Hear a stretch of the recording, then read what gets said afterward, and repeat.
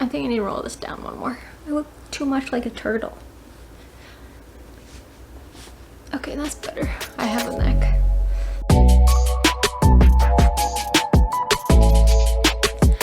Hi everyone, and welcome back to Big City B. I'm B for those of you who are just joining me for the first time. Today's book review is going to be in line with a little bit of the spookiness of the season. So let's get right into it.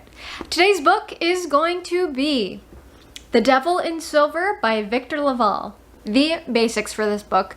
This book genre is going to be horror, and then I am kind of torn on whether it's thriller or mystery or thriller mystery, so we're just gonna lump all three of those genres together. There are some trigger warnings for this book, so make sure you check out down below in the description to see what those are. Alrighty, here's your summary. Pepper is a rambunctious big man, minor league troublemaker, working class hero in his own mind, and suddenly the surprised inmate of a budget-strapped mental institution in Queens, New York. He's not mentally ill, but that doesn't seem to matter. Jumping right into our characters for this book, for track 1 we have Pepper, Dory, Coffee, and Lucci. For track 2 we have Nurse Josephine and Scotch Tape. For track 3 we have Sue and Dr. Anadan. Let's get started on things that I liked about this book. The first thing that I liked about this book is that it seemed like it's a modern, updated version of One Flew Over the Cuckoo's Nest. I have to admit that I haven't read the book version of One Flew Over the Cuckoo's Nest, but I did see the movie, and from what I remember in the movie versus reading this book, they are quite similar in that they both take place in a mental institution. The main characters are the mental patients, and there is patient mistreatment within the book. The second thing that I liked about this book was how it showed that really any human trait can be conceived as a mental illness in terms of these greedy mental institutions. So you think about yourself and your well-being, well, you're a narcissist.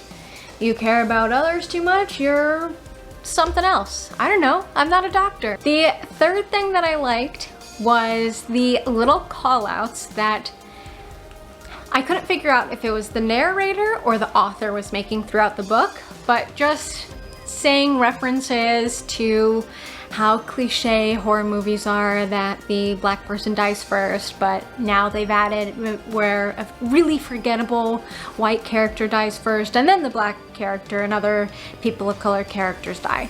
So I thought that was funny, just how ridiculous it is and that it was called out in this book.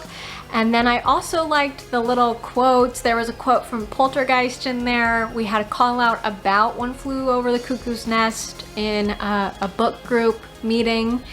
And I liked it. I thought it was interesting, and it didn't remove me from the story like usually call outs would. I felt it all flowed together really well and worked with this book. The fourth thing that I liked about this book was a small section of the book, but it was when the main character, Pepper, realizes how he views some of the other mental patients is not necessarily how they view themselves and how they think they act on a daily basis. So it was interesting to see that little bit of a changeover and what they thought they were projecting to the world, even though they were heavily medicated and not really able to show that. Let's go on to things that I didn't like about this book. I actually don't have anything that I didn't like about this book. I sped through this book. I read it in 2 days. 2. Because I'm reading this book for the Black Weenathon by Bree from the Locked Booktition, I had actually scheduled out how long it was going to take me to read each book so I could fit all 8 of the books in for the month. I'd slotted 4 days for this book and I read it in half the time. Yeah, I don't have anything I don't like about it. So let's jump on over to what Goodreads thought. Because I don't have anything that I didn't like about this book, I'm really going to be focusing on the 2-star and below reviews that people left on Goodreads. The first thing that people didn't like about this book was that the plot was all over the place, and the premise of the story, while initially captivating, took too many strange turns and eventually lost itself. I don't think this is true. I think we get a lot of different points of view within this story, and the characters evolve over the story like any good book should have, where the characters are evolving and they're not just the same throughout the book. But I don't feel like the plot was lost at all. It was that we were with Pepper in a mental institution, and that had changed. The second thing that people on Goodreads didn't like about this book was the narrator breakout and callouts. So obviously I disagree with this one because it was one of the things that I did like about the book, but I can see how this would be distracting and not a preference of people. Usually it's not a preference of mine, so okay, fine. The third thing that Goodreads didn't like was they felt that the characters were one-dimensional and that the situations they were in were absurd and unrealistic. Okay, let's break this into two, okay? The first one, the characters were one-dimensional. I don't see how they can say this. The transformation of Pepper from the beginning of the book to the end of the book, there's definitely been an overhaul. We see multiple sides to Pepper throughout the book and his journey in growing. For Dory, Lucci, and Coffee, we also see different sides to them as well throughout the course of the book and their own situations that happen. No spoilers, so I won't give anything away, but we do see different sides to them. We don't just see one flat character the whole time. For the second part, the situations and settings were unrealistic and absurd. Has this person never read about mental institution treatment? The things that the staff were doing to the patients and the condition of the mental institution, none of this seemed unrealistic or absurd. Maybe the biggest overarching problem within the book, meaning what Pepper has to overcome or the other mental patients have to overcome in the book as a physical problem. I don't think that's absurd or unrealistic either. That's a case of severe mistreatment and abuse, and also we're dealing with people who really have mental illnesses that are in this institution as well, so it being blown out and absurd and unrealistic I don't think is the case. So there we have it. Once again, I disagree with the majority of Goodreads reviews. For this book, I have 3 quotes. Let's get started. That's the funny thing. Men always want to die for something. For someone. I can see the appeal. You do it once, and it's done.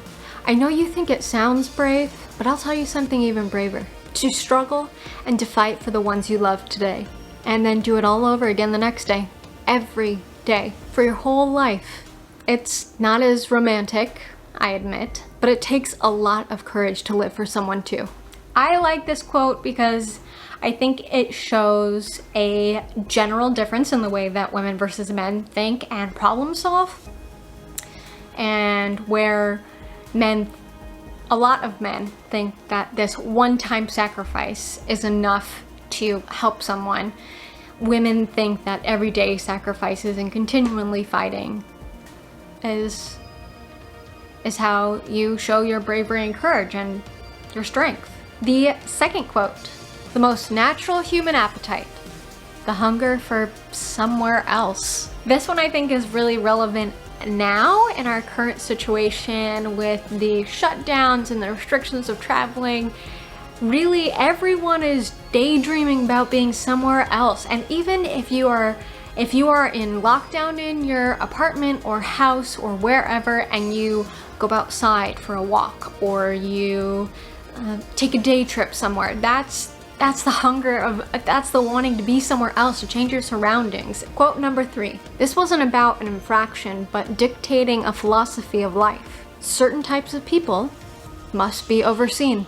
This quote, I think, hit harder after the presidential debate that just happened, where the idiot who is in office said that he stopped the anti-racist trainings because certain people who are in a certain position would have a role reversal and they wouldn't be as important. I'm paraphrasing, but that's basically what he said, and basically he was saying that like white supremacy should stay where it is. And that was later hit on again when he said the Proud Boys thing. I don't understand how we as humans, looking at other humans, can see something wrong and think that it's okay to be overseen or overlooked or to stand by and not do anything about it. Lastly, would I recommend this book? Yes. I think it is a great updated take on One Flew Over the Cuckoo's Nest. I think it's interesting with the horror element added in, not only of the horror of how patients with mental illnesses are treated, but also just the physical and present horrors that appear and how our brains can work to make those scarier than they actually are. This book started off my October for the Black-O-Ween-a-thon reading challenge, and I could not be happier that I started my month off with this book. It was so great. It was a fast read. I was invested in all the characters.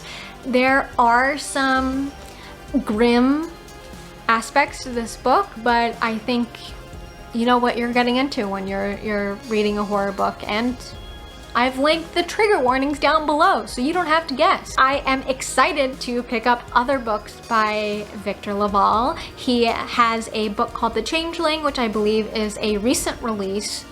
Oh, don't quote me on how recent that is, but then he also has some graphic novels that I'm interested in checking out as well. If you like this video, make sure you give a thumbs up and make sure you're subscribed for other videos. If you got this far, leave me a comment, leave me an emoji, leave me a like.